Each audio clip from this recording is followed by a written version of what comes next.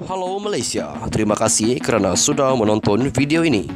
Sebelum kita bermula, sila pertimbangkan untuk tekan butang subscribe, like dan share. Berita perkembangan politik semasa dalam negara, perkembangan negara dan semuanya ada di dalam channel ini. Terima kasih kerana sudah menonton. Hai Malaysia, selamat malam tuan-tuan dan puan-puan. Terima kasih kerana anda masih terus setia berada di dalam channel Elvino ESTV. Jangan lupa untuk tekan butang subscribe, like video ini dan jangan lupa juga untuk kongsikan berita ini supaya seluruh rakyat Malaysia boleh mengetahui update-update terkini tentang perkongsian berita politik semasa dalam negara. Tuan-tuan dan puan-puan, satu berita yang saya terima daripada Malaysia Kini yang mengatakan Khairy Jamaluddin KJ cadang debat mingguan antara Perdana Menteri dengan Ketua Pembangkang. Ini satu berita yang amat panas.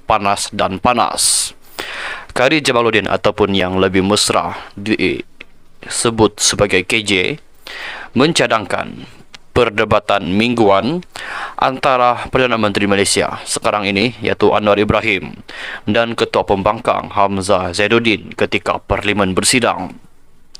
Khairy berkata, ia boleh menjadi pentas di mana Ketua Pembangkang membuktikan pihaknya mampu memainkan peranan sebagai semak dan imbang kepada kerajaan.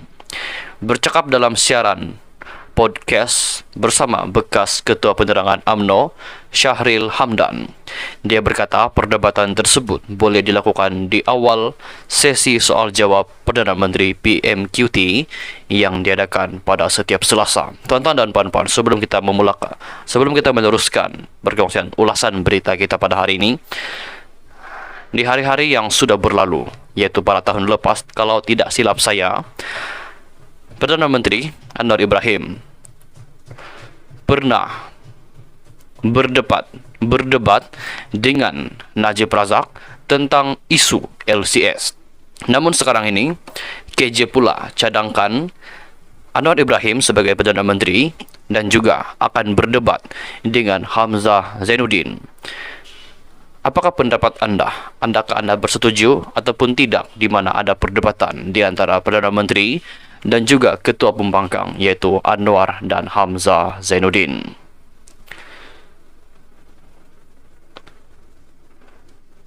Maafkan saya tuan-tuan dan puan-puan, Perdana Menteri dah buka gelanggang dan saya puji Perdana Menteri dan juga Speaker Dewan Rakyat Johari Abdul kerana sekarang kita ada sesi PMQT, dulu tak ada. Kalau saya Ketua Pembangkang, saya akan minta atau runding supaya ia adversarial seperti pertembungan satu sesi di mana untuk 10 hingga 15 minit pertama Perdana Menteri jawab Ketua Pembangkang saja katanya. Selain menunjukkan peranan pembangkang, Khairy berkata ia juga boleh membina imej bahawa Ketua Pembangkang adalah Perdana Menteri bayangan seperti mana di United Kingdom di UK. PMQT bermula pada 14 Februari lalu bagi menggantikan sesi soal jawab menteri pada setiap Selasa. 3 ahli parlimen diberi peluang untuk melontarkan soalan utama kepada Perdana Menteri dengan ahli parlimen lain boleh mengajukan soalan susulan. Bagaimanapun setakat ini Hamzah belum mengambil bahagian ketika sesi tersebut.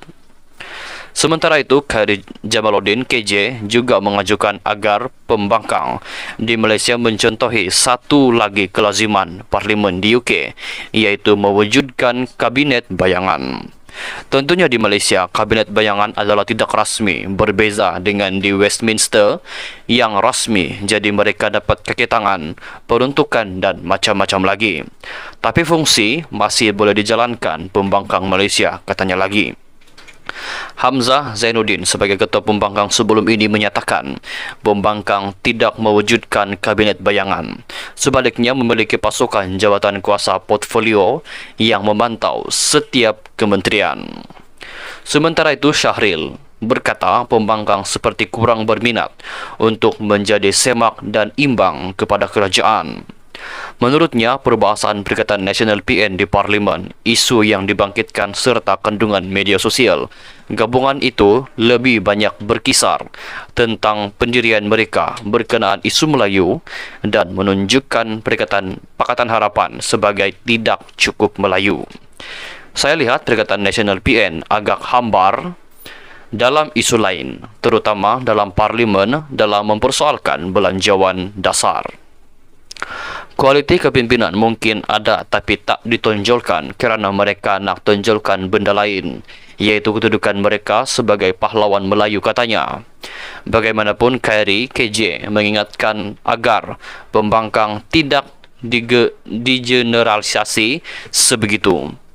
Katanya ada ahli parlimen kerajaan dan pembangkang yang memberikan perbahasan yang bermutu namun tidak menjadi perhatian kerana kenyataan mereka dianggap sebagai tiada nilai berita.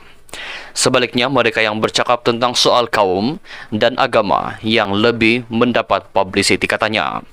Dia berkata antara ahli Parlimen Perikatan Nasional PN yang memberikan perbahasan yang membina termasuk Wan Ahmad Faisal, Wan Ahmad Kamal, ahli Parlimen Perikatan Nasional bahagian Machang, dan juga Syahril Sulaiman, ahli Parlimen Perikatan Nasional bahagian Baco.